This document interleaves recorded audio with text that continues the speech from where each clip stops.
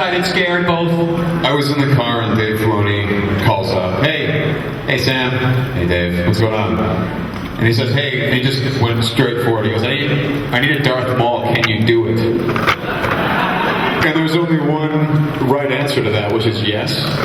And you have to be really cool. Like, yeah, sure, no problem. You're in good hands, no problem. Are you okay? And you're trying to hide the panic, you know, that's building because you don't know if you can do it or not. But you're like, yeah, dude, of course I can. And then you put the phone on mute. Yeah. That's fantastic. Well, how did it feel? How did it feel to call another Jedi apprentice? Weird. That's amazing. So that scene with Savage and Press, obviously, there can only be two of them, right? So there can only be one, a master and an apprentice. How did that choreography come about when he just takes his foot and literally steps him down? How did that come about? Stuart Lee, who directed that episode, he's a martial arts enthusiast. He was, I believe, born the same birthday as Bruce Lee.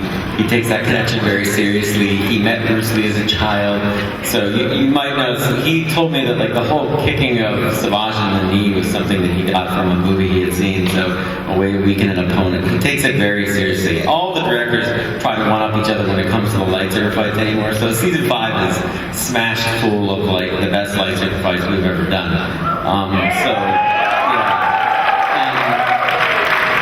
The Master Apprentice thing is something that we changed on the fly because we were recording these episodes and it was always like, is that your brother? No, brother, all over the place. And I was like, let's stop calling him brother. And I think you had a great idea, so why don't I just call him apprentice from now? Yeah. So we made a decision that Maul would go calling him apprentice, and then he calls him that forward. So they have an interesting relationship, Maul and Savage. I think you see that. What I find interesting is when Savage gets injured, there he gets his arm cut off, it matters to a degree to Maul, which that is different, I think, than he would have been prior to his, apparent death.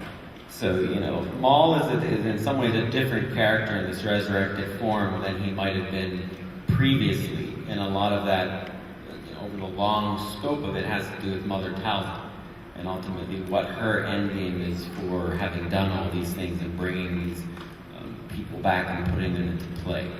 Well, let's talk about Mother Talzin because there's a couple of things that I noticed in watching those first 2 episodes again, and then of course in this episode, the new one in season 5. First of all, when Savage took that injury, the magic, the green smoke coming out of his injuries, the same with Maul's legs. I mean, this is a powerful being, Mother Talzin, and obviously there were some questions as to whether or not she was defeated in season 4. She kind of revealed herself to be this almost non-blood, flesh and blood, more powerful witch. Pulling the smoke, the madness out of Maul's head. Are we going to see a lot more of Mother Talzin, or is it just someone that's kind of pulling the strings in the background? We'll see a lot more of her eventually. It's like everything we do on this show. It's like you guys are seeing this, and then we're much farther ahead of you in production, so we're working on really cool stuff up there, but you haven't seen this really cool stuff we did long ago.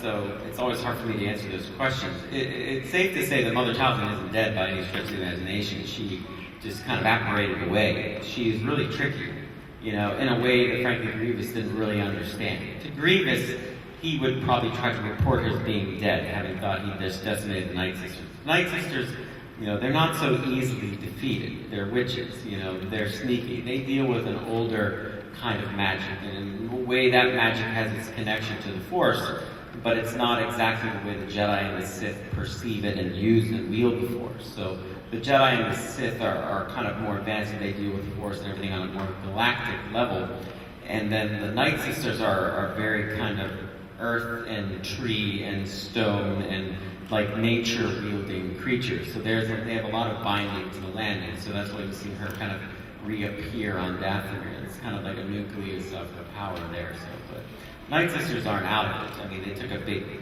beating in that one episode, but they're tricky girls, Speaking of recurring characters and characters that come back that we don't expect, having Hondo come back in this episode was just tremendous. Jim Cummings, the voice actor Jim Cummings. So And what a tremendous opportunity for humor there. I mean, obviously season 4 ended so dark. I mean, was that a very intentional move to bring him back and kind of balance, where we left off in season 4 with a little humor in season 5? A little bit. I mean, Hondo is one of George's favorite characters to come out of Clone Wars. He really loves that character. So he wanted to do this first step for Maul and have him try to engage pirates. And we see kind of the result of that later on, as the story progresses and why that was or wasn't a good move. Jim, the funny thing about him is, am I allowed to say that he's Winnie the Pooh? Hondo is the same voice actor, which is just mind-blowing to me. I mean, can you believe that? And I was glad some of you caught the special thing I put in there for you guys, which was Blue Snaggletooth. So, I had that figure. I had to sell it when I moved away from Pennsylvania to move out to California, so it's kind of a way to get it back. And but I love those original Cantina aliens made by Kenner a long time ago. They don't look anything like the ones in the movie.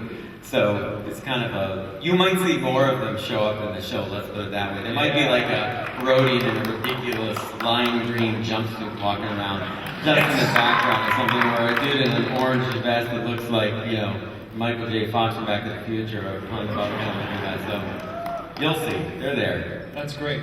Sam, I wanted to switch gears a little bit, just talk to you about those first 2 episodes, because you really, really went for it in those episodes. I mean, the passion, the energy, when you approached going into these scripts and you read them, I mean, you clearly decided to just go big and go home. Can you discuss what it was like? Go big and then go home. Go big and then go home. I mean, it was a clear, exactly. He freaked out and then he just left the studio. What happened, Sam? Where'd you go? I'm out. Microphone drop. Totally. So, you go into the studio. I mean, what was that like recording those episodes? I mean, so much torture and please. Well, I think it was probably funny for these guys because I was just, I'm like, you ready, Sam? Yeah. Okay. Yeah, whenever you're ready. Just like totally going nuts, and they're all looking at each other. Just really weird. And like, can I recite the Sith code? Broken. Is that cool? Yeah, sure, Sam. Go ahead. I love how he disavows nerd knowledge. No, it's just you're so funny. You're like, I don't know what that is. It just was hilarious. You were pulling on. He's just rambling on and on and on and on, and it's like. It's that thing that one time you were up at Lucasfilm and I was at the cash register and the girl was asking me who you were and I said, that guy over there? I'm like, he's a bigger nerd than any of my nerds. She's like, go away. I'm like, no, totally, watch this. Hey, Sam, what was the nebula that Khan flew into? And you swing around and you're like, Mutara Nebula. And I'm like, see? It's not just Star Wars with the guy, it's everything. It's true. I dare you on the floor, ask him a question. Going back You've got to a half hour, ask him a question. Going back to when, try giving him a script sometime. When I walked around, I built this Plo Koon costume. Oh, that was you. Oh, yeah. I have a picture.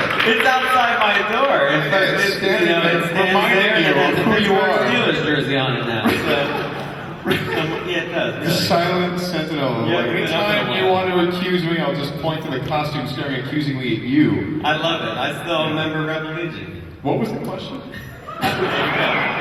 I was going to talk about your improv. The big deal, the thing that we agreed on right away is that it's like if you're going to bring him back, there's got to be a cost to it, right? I mean, you see in the episode we just saw, he's getting back to the guy that he was in Phantom Menace, but he's not even quite there yet. He's still impulsive. He's making some bad calls, but he learns from those. But so the whole thing we said is like, it can't just be you cut the guy in half, and then we're bringing Darth Maul back. Beginning of the episode, Darth Maul's back. Hello, boys. You can't do that. That's bad storytelling. There has to be a physical cost and there has to be a mental cost for having gone through this. It's not like, it took me 10 years and about six years in I started a weight program and then I started doing P90X and I'm ready. No, something bad must have happened to this guy. So. Well, exactly. And, what's really interesting is how it echoes Vader a little bit. This idea that hatred can keep you alive even when you're so physically damaged. Was that something that was intentional, especially with the resurrection and the rebirth of his legs and sort of forming the half man, half half machine. Yeah, some audience members may have caught this. If you look closely at his legs, the spider legs, pieces of it are floating off the surface of the legs, and that is because. Well, the Force is what's holding his body together. You know, I said before in our previous thing with Joel that, you know, the Sith are consumed with never wanting to die, but it's a completely physical thing for them. There is no afterlife for them. Everything exists in the now. They have to stay alive. They fear death more than anyone. Evil is usually, you know, more afraid than you are. That's what makes them so twisted and evil. So, you know, Vader holds on to life at the edge of the lava flow because he's such contempt for Obi-Wan and such anger over what's happened in his life. And that same type of focused hatred is what sustains Maul. The difference with Maul is that he goes into a state where he doesn't even really remember who he is or what he is. He becomes very animalistic. He regresses into a mental state because the shock of, you know, being cut in half and what happened to him after he fell down the shaft is so great that he cannot hold on to it. You know, his consciousness. So he goes almost unconscious and it becomes, like he said, a rabid animal. Exactly. And so, you know, the fun of doing all the crazy stuff was kind of showing, for the first time, the raw, unadulterated, this is what the dark side is. It's not cool lightsaber fights and jumping around and having awesome costumes. Well, it is. Well, it is. But it's also madness and despair and agony. And that's, you know, so we're like, yeah, let's just give them the dark side without anything, without a guy who is strong enough at the moment to hide all this underneath. Speaking of lightsaber fights, Obi-Wan Kenobi coming back in a major way in that lightsaber fight, wielding 2 lightsabers. Incredible choreography. You know, tell us about Obi-Wan Kenobi. Obviously, he took a few licks in the last season. Yeah. So it was really great to see him again. Don't you think? Really just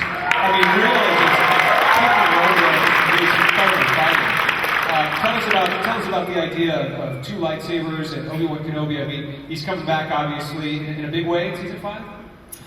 Yeah, but it's going to get rough for him again. I mean, it's a hard life being a Jedi. But I think the important thing was that Obi-Wan, when he went into, you know, he's kind of impulsive like Luke was in Cloud City situation. When he sees Maul, he gets too focused on, I didn't stop this, I need to go and stop this.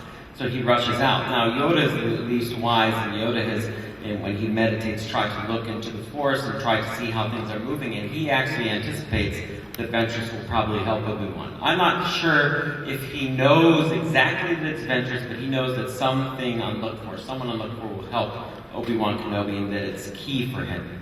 So that's why he allows Obi-Wan to go alone. Basically, he would never let that happen. He would have sent like 10 Jedi and said, we're getting done with this.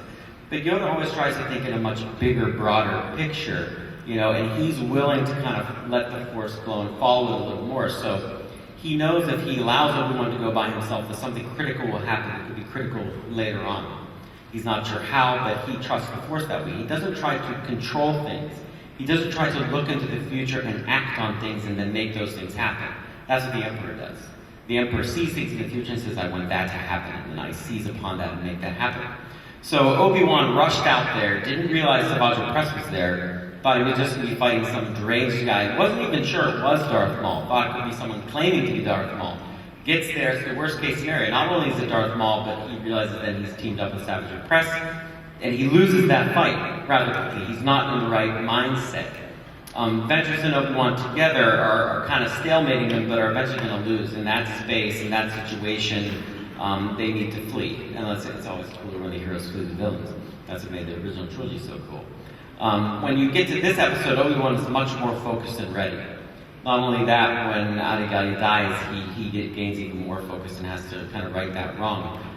He's a very skilled swordsman, so he's not going to lose that fight in that situation. It's really Maul and Savage who have kind of overextended. And so, you know, I think it's more of a tie. I thought it was more of a tie. Nah. You lost your legs again, bro. I mean, look, I don't know what happened there. Like we get bored quickly in my show. We either kill you or cut you in half or something. So if you have metal legs, the only way you can change pants is to get rid of them. well, we'll see what happens. Yes. It's gonna be awesome. Something. It's definitely really great. So Obi-Wan Kenobi loses Qui-Gon to Darth Maul and is just suddenly just empowered to defeat him. Loses Adi-Gali and the same thing happens. Was that kind of intentional? this sense of loss kind of empowering, or is it just kind of Not really, but I think it's a lot of focus. I think it speaks to courage and being a hero and kindness. I mean, I felt bad killing Adi, you know. Not the least of which is I lose that She was model nice. and I can't use it anymore. So when the voice actors come in and they get the script, I'm like, yeah, you're gonna die today. They're always so sad. They're just like, you don't even know. They love playing Jedi. What's that?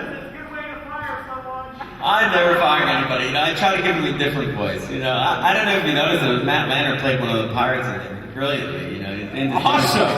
Matty Lancer, he has learned from all the voice acting. He's branching out. He's becoming more powerful with each passing moment. That's awesome. That's awesome. Well, one of the nice things about both of these episodes was Obi-Wan teaming up with Hondo, and in the previous episode, Obi-Wan teaming up with Asajj Ventress. Obviously, this new faction of these two brothers coming in, we see those allegiances happen because the enemy of your enemy is your friend. Are we going to see more of that in season 5? Is there anything else? Is that going to be a common theme? Is that just something that will naturally happen? Yeah, there's some interesting team-ups this season, I would say. Really interesting. One of them is so unexpected. Wow. One of them is so unexpected. One of the team-ups is so unexpected. There's some stuff that's going to happen. You're going to write letters, but it's okay. I look forward to it. I'm okay with it. You know, I'll be back for Celebration 7 and be answering for it. So, whenever that is and wherever it is. But I'll say this, it's gonna look magnificent whenever what happens. Better than this stuff even looks. You know, the first thing that you said to me when I saw just a little sneak peek of season 5, and I was just reacting, like kind of like I am now, kind of how everyone is he goes, wait till you see season 6, right? You know, it's like, yeah, sure. You guys are always getting better and better and better at what you do. One of the things that was so clear was the animation on Hondo was incredible. I know Joel Aron talked about mouth shapes and things like that with Darth Maul. What other things should we be looking for in season 5 that are just tremendous improvements on the technology and the visual effects? Well, if you're a fan of the show and you've watched every season, you notice that was new Yoda. Yeah. We revised the Yoda model. We actually hadn't done it since season 1. So that Yoda has far more facial movements, far more expressions. You know, why would we do that? Because Yoda does more in the future. You know, so that we upgrade a model is a little clever thing to note, because that means that they're going to be used more. They need to stand on screen well with the other characters, and then that's something, you know. I think Ventress is more expressive than she's ever been. Maul is ridiculously expressive. A lot of that, when the voice performance is amazing, we can really lend a lot of breath to the animation. It really takes on a depth. There's that one moment when Maul says, when I got to do Master Qui-Gon Jinn, how did that make you feel, Obi-Wan? And in that lighting that Joel and his team did, it almost looks like live action at this point. And I'm so glad you guys got to see it on the big screen. Correct aspect ratio, correct, resolution, and, all I can say is just keep expressing how much you like that, because, man, they're like movies, aren't they? They really are. They're expressive. Absolutely. Give a round of applause. Just support your local animation division, because my team is doing a lot of work. And while I have you all here, I'd like to say, in supporting the animation division, I really hope you guys got to the Detours panel today with my friends there. They did, I think, an amazing job with their show. I am so proud of those guys, I can't tell you. They deserve your support. They've worked so hard for years up there. Nobody's known about them. They haven't been able to stuff what they do. They're so excited they get to share it with you. It's top-notch quality animation, top-notch writing. I mean, and that's what our studio, Lucasfilm Animation, is all about. Everything that we do, we want to deliver the best quality to you, the fans, because you deserve it, and we will make it for you. So, congratulations, guys. I'm so glad you got to come here today. Tomorrow, too, so see their panel tomorrow if you can.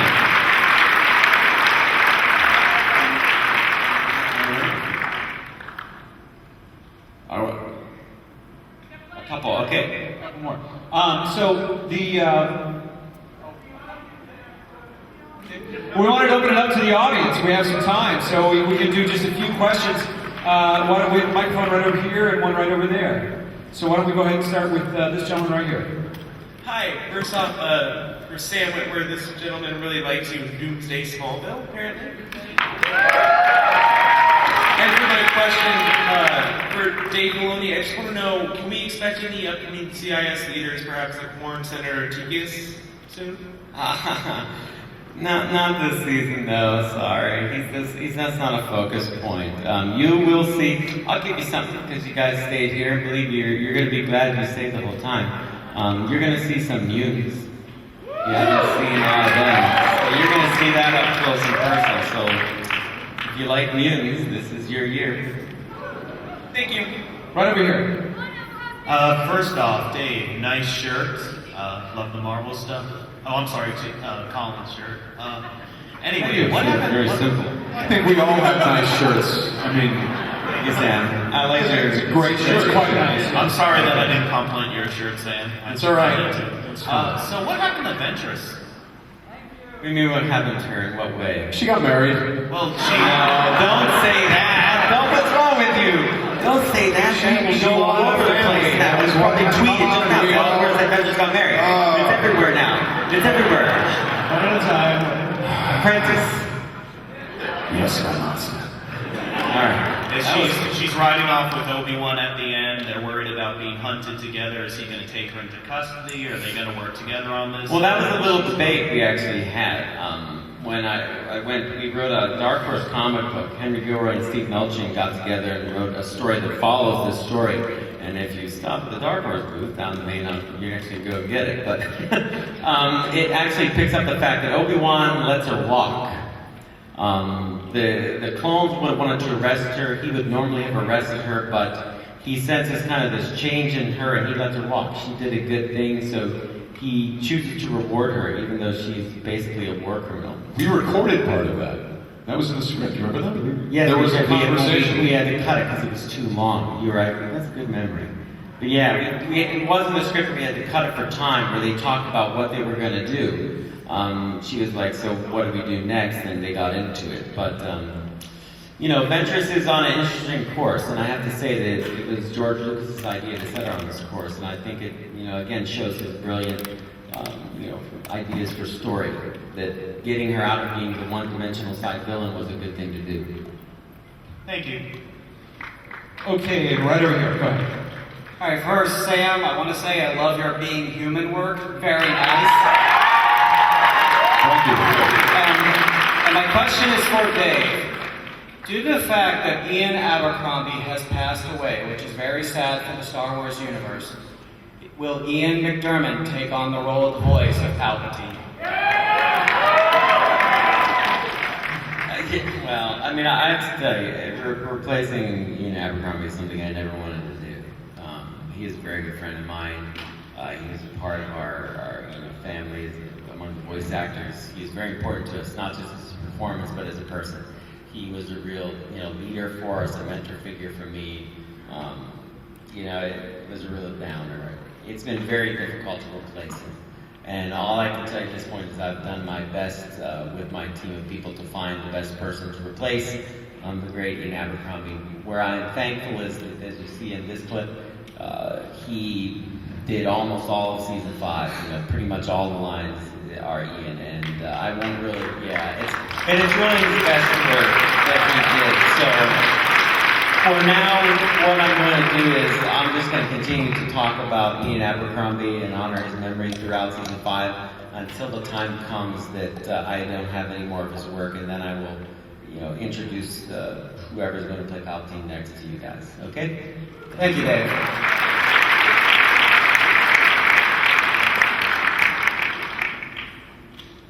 So we actually have quite a few cast members of Star Wars and Clone Wars here in the audience with us. We wanted to invite them to stand and be recognized by the audience. Come on up to the stage and join us if you're here. Hurry. Where are you? Come on, don't be shy. You're never shy. All right, it's Dee Baker, S.J. Stein, Matt Lanter. Come on. Is James here? I think James is is running the fashion show. Oh, James is over on the stage. Come on up here. What's that? Oh,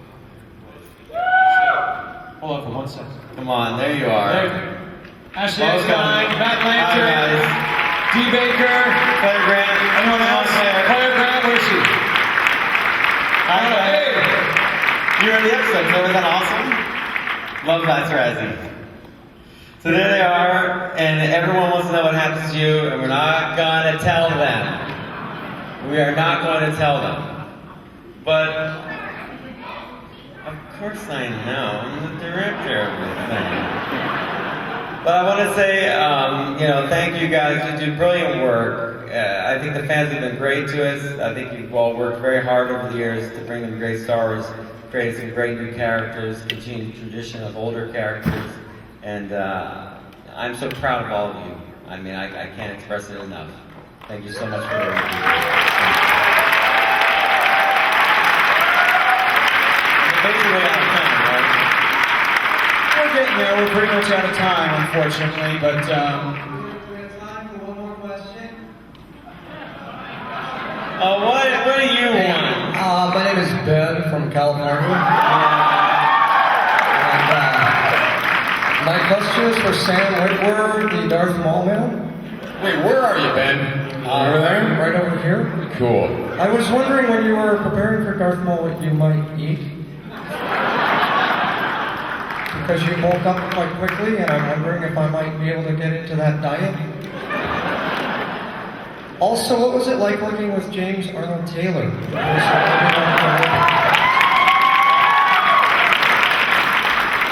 Ben, huh? Hey. Wheaties, my friend. Eat your Wheaties. Take your vitamins like Hulk Hogan. I have two more things to say. One of them's really interesting and one of them's really cool. And I'd sit back down if I were you.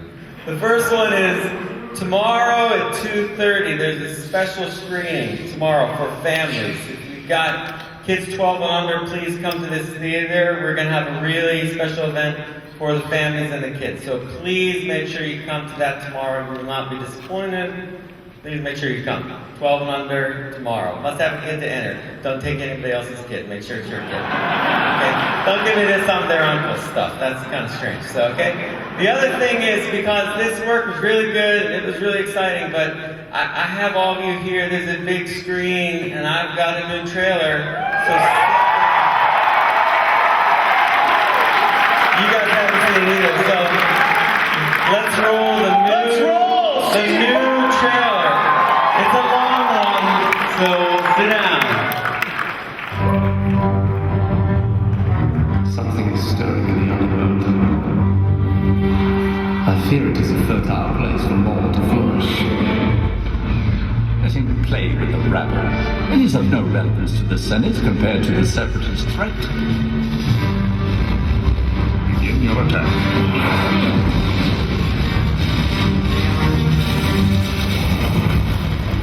War, Steela. Alderaan is ours, and we will keep reminding them until we get it back. Steela is only. There will be more droids coming. Choose your targets wisely. Time is not on our side. We believe you five can get on board the Separatist dreadnought and steal that encryption module. You are our secret weapons. There are some citizens of the Republic who believe the Jedi Order is not what it used to be. You're willing to destroy the temple. The attacker is. To great lengths they will go to keep from being caught.